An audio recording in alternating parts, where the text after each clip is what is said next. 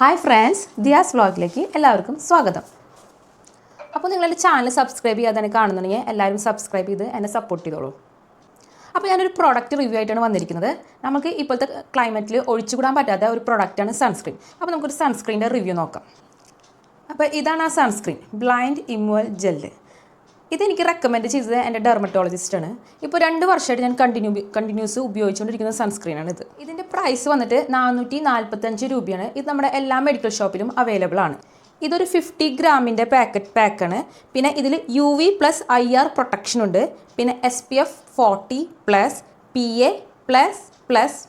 അപ്പോൾ ഈ blind sunscreen എന്ന് പറയുന്നത് എല്ലാ സ്കിൻ ടൈപ്പിനും സ്യൂട്ടബിൾ ആയിട്ടുള്ള സൺസ്ക്രീനാണ്, especially for to oil acne prone skin type. പിന്നെ നമ്മൾ സൺസ്ക്രീൻ ഉപയോഗിക്കുമ്പോൾ ശ്രദ്ധിക്കേണ്ട കാര്യമുണ്ട്. നമ്മൾ ആദ്യം തന്നെ മോയ്സ്ചറൈസിങ് ക്രീം അപ്ലൈ ചെയ്തതിന് ശേഷം മാത്രമാണ് സൺസ്ക്രീൻ ഉപയോഗിക്കാവുള്ളൂ. പിന്നെ സൺസ്ക്രീൻ ഉപയോഗിക്കുമ്പോൾ നമ്മൾ പുറത്തു പോകുന്നതിന് 15 മിനിറ്റ് മുൻപേ സൺസ്ക്രീൻ ഉപയോഗിച്ചിരിക്കണം. അത് നിർബന്ധമായിട്ടുള്ളൊരു കാര്യമാണ്.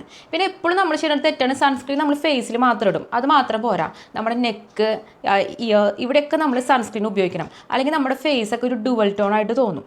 എൻ്റേത് ഒരു ഓയിൽ സ്കിൻ ടൈപ്പാണ്.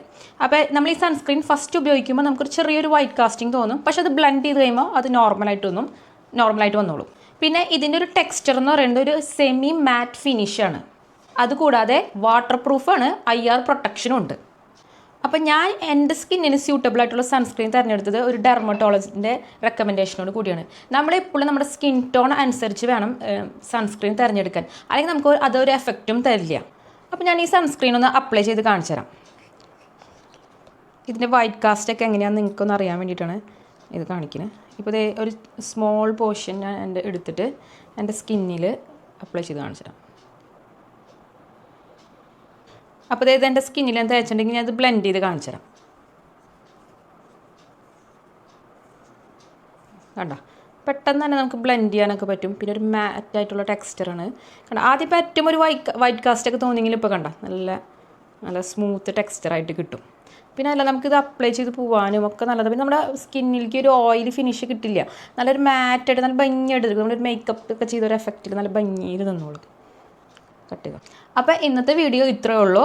അപ്പോൾ എൻ്റെ ചാനൽ സബ്സ്ക്രൈബ് ചെയ്യാത്തവരാണെങ്കിൽ സബ്സ്ക്രൈബ് ചെയ്യുക, ബെല്ലൈക്കൻ അമർത്തുക, കമൻറ്റ് ചെയ്യുക, ലൈക്ക് ചെയ്യുക, സപ്പോർട്ട് ചെയ്യുക. ഇനി പുതിയൊരു വീഡിയോയിൽ കാണുന്നവരെ ബൈ.